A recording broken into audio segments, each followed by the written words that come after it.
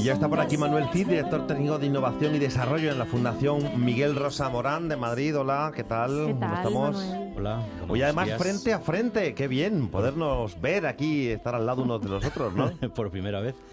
A ver si así nos interrumpimos menos, porque lo que es difícil es hablar. Saber cuándo va a intervenir el otro, ¿no? Y eso es. A ver qué tal, ¿no? Sí, de hecho, hablamos con Te va a Fran gustar Serrano. tanto que vas a repetir. Seguro, hablamos con Fran Serrano, especialista, psicólogo especializado en duelos. Y nos gustó tanto y nos quedaron tantas cosas por decir que dijimos vamos a repetir y además desde aquí. Hola Fran, ¿qué tal? Hola, buenas. Muy Aquí buenas. estamos. En vivo y en directo, así nos vemos las caras. Por cierto que hemos tenido a una escritora e inspectora de policía jubilada con nosotros antes, a Mila Ortega, que ahora es voluntaria en el Centro de Escucha San Camilo, en Badajoz. Ha escrito un libro sobre 14 historias de suicidio. Nos ha dado recuerdos para vosotros y nos ha dejado un mensaje sobre el duelo que nos puede venir fenomenal para iniciar la conversación. El duelo es un camino que hay que recorrer y que no se termina de elaborar nunca. Nosotros aprendemos a vivir con esa falta, pero hay personas que no lo llegan a superar. Nosotros lo que pretendemos es que esas personas que llegan a nuestro centro se vayan mejor de cómo han llegado, que ya es bastante. Y con el tiempo, pues ir superando esa pérdida para normalizar su vida, pero el duelo se recorre y se elabora durante toda la vida. Durante toda la vida el duelo, Manuel. Así es, bueno, pues viene muy bien esta introducción. Precisamente porque a la hora de centrar el tema hoy era precisamente ese duelo complicado o no resuelto en personas mayores, personas senior, porque el espacio al final nos vamos a centrar en esa etapa etaria como todos los miércoles, y a partir de ahí, a través de una etapa de hace 3 años que es la de la pandemia, ¿no?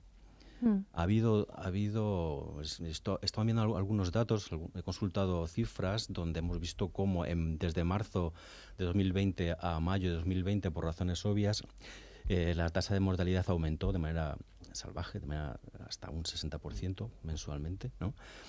Y veníamos, Fran y yo, comentando precisamente eso, la cantidad de personas que por las circunstancias tuvieron que tener un proceso de duelo atípico, extraordinario, y sin resolver.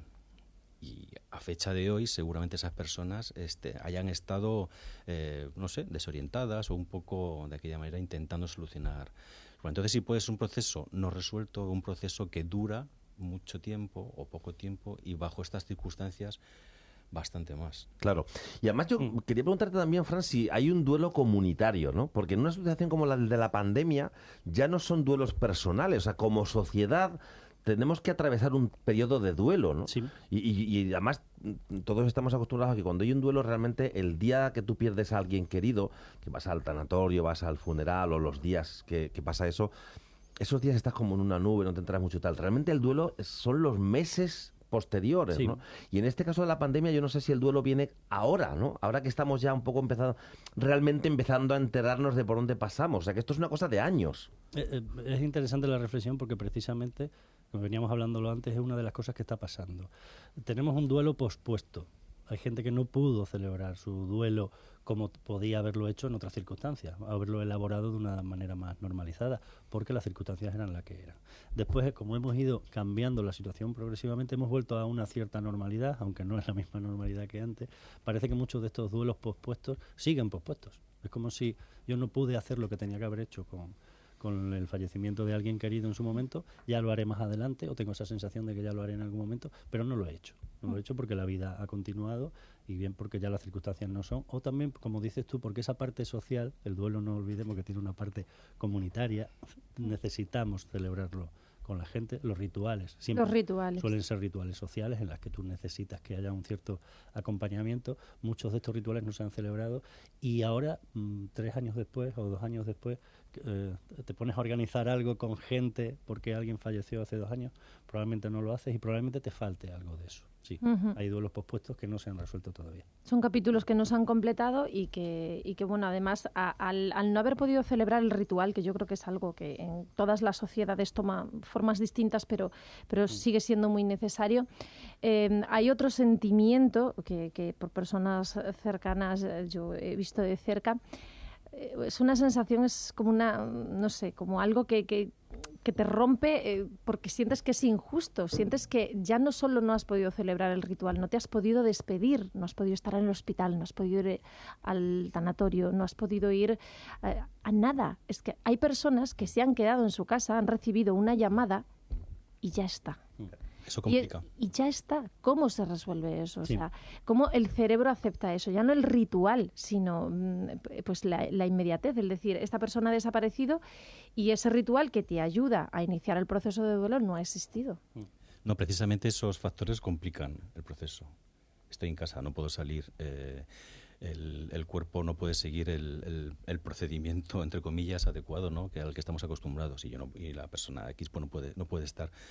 Todo eso complica la asunción de ello. ¿Y el cerebro? ¿Cómo lo asume el cerebro? Pues ahí es la complicación. Precisamente hay zonas cerebrales que están mucho más activas en esos procesos de duelo. Corteza ventromedial, por ejemplo, la amígdala, todo ese cerebro más que llaman algunos más básico, ¿no? Más primitivo. Más primitivo, que yo no estoy de acuerdo con eso, sí, pero bueno. Que es como despectivo, Está como más activo y al final predomina todo ese control, toda esa razón, ¿no?, posiblemente de adaptación no existe. Sí. Claro, ¿y eso cómo se hace? ¿Cómo se cierran esas heridas? Porque supongo que aquí es donde los ritos ocupan su lugar, ¿no? O sea, hacer algún tipo de ceremonia, algo que visualice. Esto, por ejemplo, que es los globos tailandeses, ¿no? Esto que es muy bonito, muy visual. Esto cuando alguien fallece, encender una luz y lanzar un globo al cielo. O sea, visualizarlo, materializarlo de alguna manera, esa despedida, eso viene bien, ¿no? Sí, pero hay una parte cultural en esto. Tenemos que adaptarnos a las necesidades de cada persona y de cada contexto, porque es verdad que para alguien puede ser importante poner una vela o tener un sitio o echar las cenizas en algún sitio o escribir una carta de despedida. Depende de alguien que está acostumbrado a escribir, por ejemplo, y que es muy literario. Es coherente, se puede sentir bien escribiendo una carta, pero alguien que no lo hace habitualmente a lo mejor no. Alguien que no va nunca a una iglesia o a un cementerio porque no le resultan lugares cómodos, a lo mejor no conviene que vaya a un cementerio, pero hay gente que se siente muy cómoda. Entonces hay que adaptar, pero la clave está en que hay que hacer algo y que la gente tiene la necesidad de hacer algo. Tenemos que saber qué es lo que necesitan y adaptarnos a esa necesidad. Porque efectivamente yo siempre simplifico esto diciendo que esto es como las historias de fantasmas, ¿no? Las películas en las que el fantasma está por ahí y hay que hacer algo con él. Al final siempre hay que hacer algo porque si no el fantasma no está tranquilo y te sigue incordiando o incomodando, ¿no? Y siempre hay algo que hacer. Y la clave está en saber qué es lo que tú tienes que hacer y finalmente hacerlo. Y eso te dará tranquilidad, aunque como decía Mila, habrá una parte del duelo que siempre irá contigo, lógicamente, pero podremos seguir caminando, aunque sea con dolor, pero sin sufrimiento, ¿no?, que decía Niemeyer. Hay una forma que nos llama mucho la atención de cerrar los duelos, que es con las canciones, ¿no? Hay gente que para acompañar su duelo, para cerrar un poco la herida, escribe la historia y la cuenta, ¿no? Y de esa forma un poco exorciza ese dolor, ¿no?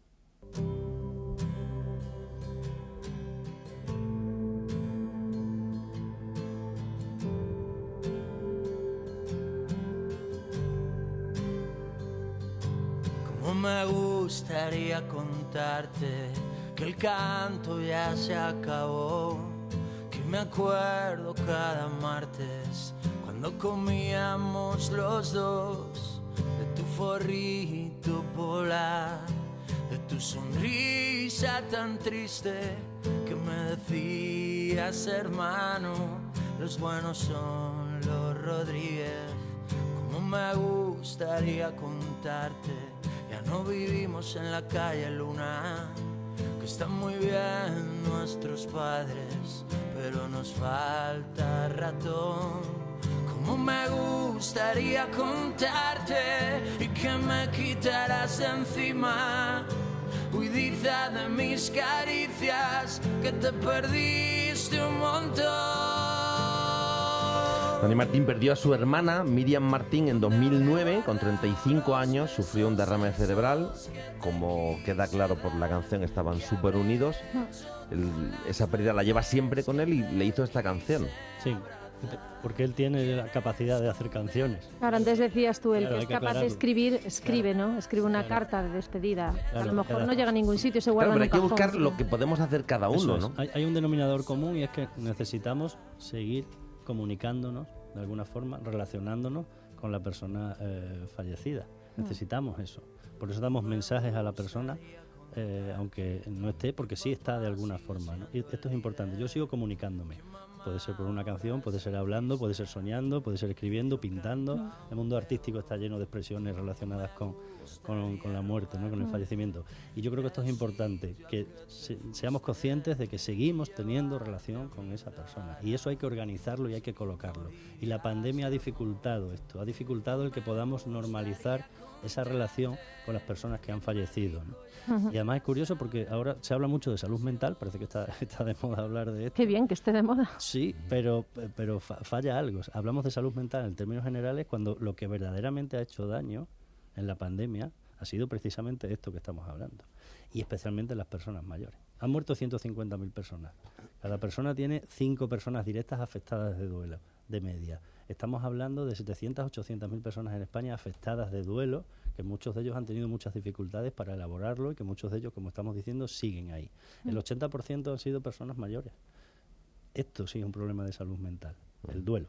Más allá de los problemas de ansiedad que está teniendo muchísima gente, por ejemplo, Claro. la gente joven. Sí, pero que la ansiedad es una manifestación también de ese duelo y es una forma de dar que el cerebro tiene de darle escape a esas emociones que bullen y que uno no sabe controlar, ¿no? En este caso, la canción, fíjate, el contenido de la canción es cómo se pone Dani en contacto con su hermana. Le habla. Lo adorna con la música, la melodía. Monta este instrumento, este elemento, para al final descargar su cerebro, procesarlo y buscar ese apoyo social que es necesario siempre en el duelo a través pues de la grabación del disco y sacarlo fuera. Esa es la terapéutica, o sea, la vía que ha seguido, ¿no? La catarsis, es una catarsis al final. Qué afortunado él que puede hacerlo, Sí. ¿no? No todo el mundo tiene una herramienta para Oye, y ello. en el caso de cuando una persona enviuda, ¿no? Cuando pierde a su mujer o a su marido después de 40 años de matrimonio, o 50, 60 años, ¿no? ¿Eso cómo se cierra? Porque todos conocemos casos de hombres o mujeres que cuando perdieron a su pareja le siguieron poco después. Yo incluso conozco algún caso de una persona que dijo, ya está, pues ya no quiero vivir solo, yo ya no he llegado hasta aquí y no quiero. Y se murió porque no tenía ganas de vivir. O sea, no fue era mayor, evidentemente, pero era una cuestión de decir, yo ya no quiero más, a mí me vale. Yo ahí en mi experiencia lo que veo, no sé, a lo mejor ahora Fran puede añadir más, pero hay un poco como de todo, ¿no? Hay personas mayores o personas no tan mayores en ese momento que se han sensibilizado mucho más ese proceso y le ha costado más elaborar el duelo. Y luego hay también personas mayores que están como, no sé, que vienen como más preparadas, entre comillas, de manera innata para afrontarlo, ¿no? Entonces, no veo yo un patrón definido, porque también hay modelos por ahí que explican que las personas mayores de por sí están menos capacitadas para afrontar el duelo, son mucho más sensibles para afrontar el duelo. Y yo a veces no estoy tan de acuerdo en eso. Los mayores de 80 años precisamente son los más preparados para esto. Claro, yo creo que su concepción de la La muerte... tenemos interiorizada ya, de alguna forma la estamos esperando. No te sorprende. Lo que precisamente ha hecho la pandemia es romper con eso. Ha sido traumático. Ha sido algo que ha pasado de repente. Yo no me lo esperaba. Yo podía esperar a que mi pareja falleciera en los próximos años por una enfermedad y poco a poco yo me fuera despidiendo y me fuera adaptando. ¿No? Pero no que de repente me ingresen en un hospital y a la semana me digan, oye, que ha muerto y que encima no, a lo mejor no puedo ni llevarla a... Y la sensación de descontrol general que Sí. tienes como persona, quiero decir, porque esa pérdida se puede haber producido por cualquier otro tipo de enfermedad. Quiero decir, una neumonía tiene los mismos resultados y prácticamente podríamos decir que el dolor va a ser el mismo, pero no lo es. Sí. Porque estás en un momento de ruptura con la realidad que yo creo que dificulta todavía más, Sí, ¿no? sí. Y esto afectó más a las personas mayores, que recordemos que muchas de ellas estaban muy solas, no Sí, solo claro. porque hubiera muchas personas solas, sino muchas personas Y en pareja. asustadas. Sí, y con pocos recursos sociales o con capacidad de relacionarse con otras personas y poder amortiguar este proceso Ese de golpe, alguna ¿no? manera. Mucha gente sola. Hablando de sucesos traumáticos, yo creo que lo más traumático que le puede pasar a una persona, y Sin duda. a mí me da esta cosa, yo toco madera cuando hablo de estos temas, ¿no? Pero lo más traumático que le puede pasar a una persona es que tus hijos se mueran antes que tú, ¿no? Eso sí que es romper el proceso natural, ¿no? De las personas mayores se mueren, los hijos siguen adelante y tal, ¿no? Que eso va a ser tremendamente traumático. Lógicamente, si además son pequeños, es posiblemente incluso más duro, pero incluso siendo mayores, ¿no? O sea, por una persona mayor, ver que sus hijos mueren antes que él es terrible, ¿no? Esto lo han contado también en muchas películas. Hay una que se llama Los secretos del corazón, de 2010, el Rabbit Hole, el agujero del conejo, en su título original. Hay una Nicole Kidman y su marido pierden a su hijo y van a una terapia, una sesión de terapia, ¿no? Donde la gente habla y tal, y cada uno saca el dolor como puede. Y claro, sale uno de los temas recurrentes que dice la gente que se queda aquí cuando pierde a alguien, sobre todo si son religiosos, dicen cosas como estas. Ella... A veces sueño con ella y me dice que está bien, que no me preocupe, que está con Dios. Y pasamos unos días buenos.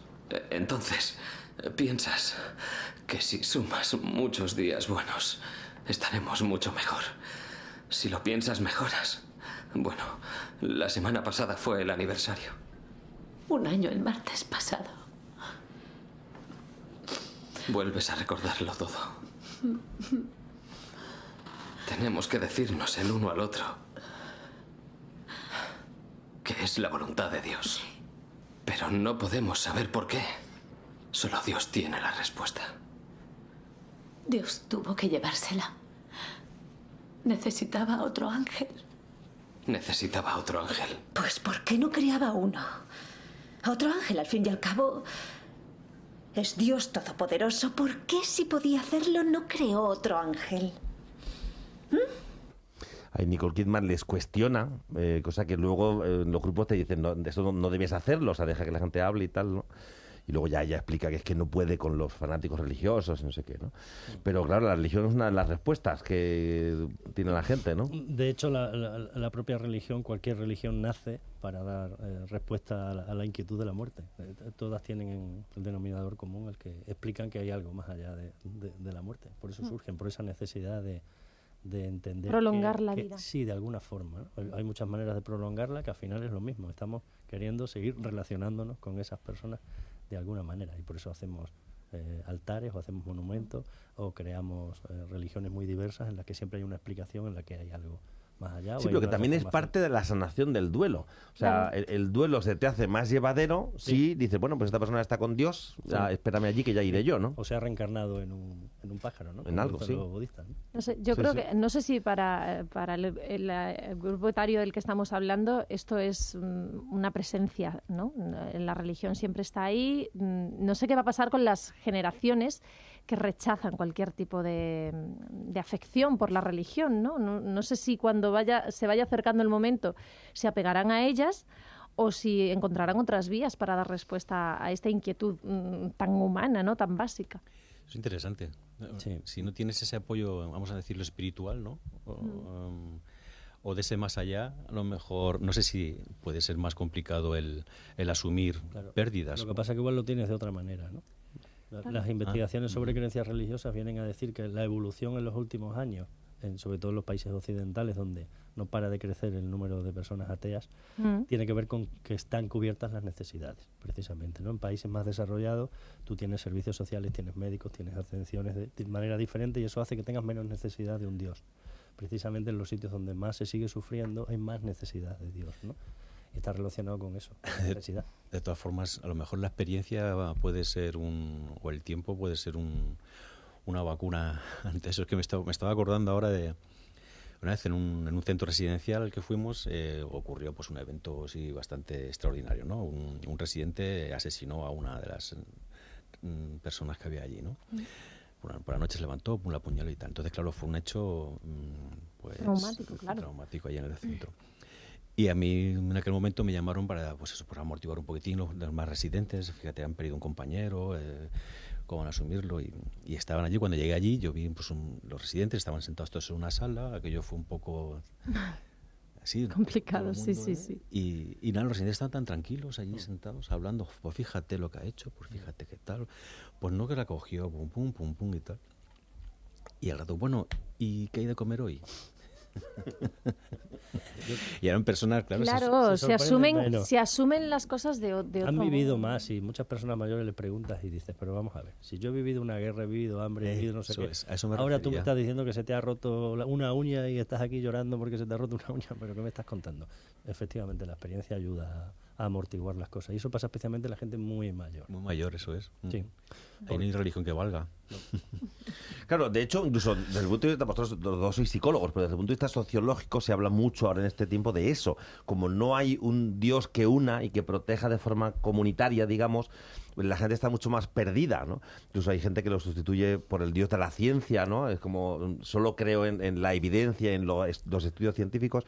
Pero claro, la ciencia no te da ese consuelo espiritual que necesitas como persona, te da el consuelo físico, ¿no? Como humano, pero no, y tampoco tan muchas veces, pero falta ese otro, o sea, estamos un poquito más desorientados como sociedad, ¿no?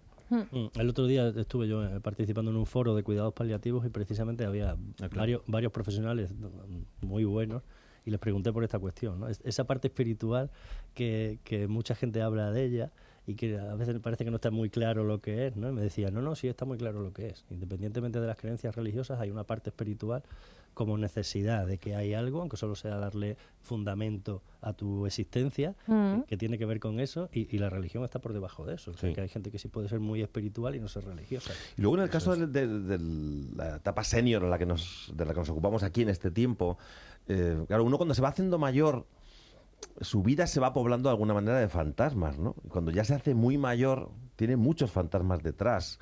Y a mí eso me parece que hay que estar preparado para lidiar con ello, porque claro, ya tu vida está llena de sombras. O sea, cuando hablas, o pasa cuando hablas con gente mayor, que te habla de gente que ya no está. No es un duelo, no son está, muchos duelos los que ya han superado. Sí, pero cuando te paras a pensar sobre eso, y claro, es que todo mi mundo ya ha desaparecido, o sea, el mundo de mis amigos, Claro, de mis claro, padres, sí. de mis Pero parientes. eso lo vemos nosotros ahora desde nuestro punto de vista con los X años que tenemos. Cuando lleguemos a ese momento, nuestro cerebro, nuestra experiencia nos habrá preparado seguro Y empezamos a verlo ya. y se empezará a ver Yo ya lo voy de otra viendo, manera. Yo voy viendo cómo vas a sitios donde antes estaba pues tu familia, tus amigos, ya gente que se ha ido, ¿no? Incluso durante la pandemia y... Esto es más fácil en los pueblos. Me dijo hace poco un amigo en mi pueblo, venía de un funeral, había estado en el cementerio y al salir me dijo, me acaba de pasar una cosa extraña. Acabo de hacer un recorrido por el cementerio y me he dado cuenta de que ahora mismo ya conozco a más gente dentro que fuera. Y esto pasa en un determinado momento de la vida. Pero eso prepara, ¿no? Claro, efectivamente. prepara. Pero la Somos Y es verdad- pródromos. paciente Y es como verdad que en una localidad pequeña el Sí, control de la pasa gente eso. que te rodea es absoluto. Claro, y O conoces sea, al final a más gente dentro que fuera en un determinado momento. Probablemente cuando tienes 50 o 60 años, efectivamente, ya conoces a más gente dentro que fuera. Yo fíjate, yo eso solamente creo, la pregunta que tú haces, Antonio, ¿cómo se vive eso? Eso solamente lo podremos comentar cuando llegue ese momento, Claro. cuando lo podamos experimentar. sobre todo si se tiene un grupo de amigos fuerte, quiero decir, donde haya componentes, donde haya unión, ¿no? Porque muchas veces vemos que para muchas personas mayores el entorno se limita a la familia, queda Eso. muy limitado a la familia. Pero es verdad, y yo veo y me encanta grupos de mujeres o de hombres de mi pueblo que quedan habitualmente, que se juntan.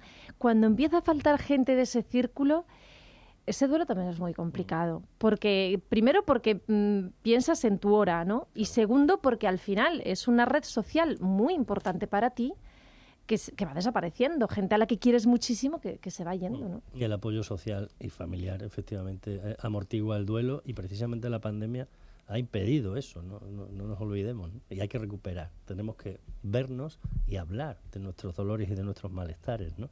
Si puede ser con un profesional, mejor, pero si no, pues con familiares, con amigos. Hablar Esto siempre, amortigua. sí. No solo eso, porque además la comunidad, el grupo de las personas que te rodean cumple una función importante. Pensás en un funeral.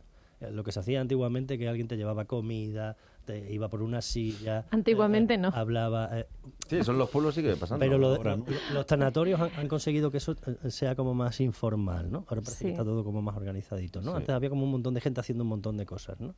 Yo el Eso último es entierro, necesario. el último entierro había un rincón de bolsas de estas La gente lleva del cosas. Mercadona del día Sí, de no sí. sé qué de estas que las reciclas, ¿no? Cargada de Claro. comida completamente. Pero es que eso es importantísimo porque si ya tengo el dolor que tengo, porque ha fallecido un familiar, al menos que tenga cubierto, todo lo necesidad, toda la necesidad de Sí. que haya agua para beber o que haya comida para comer, ¿no? Que no te tengas que preocupar tú de Y esto en la pandemia no se ha cubierto, porque efectivamente muchas veces las necesidades más básicas no estaban cubiertas. Ya tengo el dolor del fallecimiento y encima ¿no? tengo el frigorífico vacío. Claro, tremendo, sí. Pues dado el tema, teníamos que terminar con esta canción. Sí, y de buen rollo, ¿eh? Claramente. Sí, ¿no? Bueno, yo cada vez me voy acostumbrando más a que la muerte es parte de la vida. Por eso hay que hablar de ella y lo mismo que decimos con el tema del suicidio. O sea, no hablarlo no quiere decir que vaya a desaparecer, ¿no? Tenemos que hablarlo.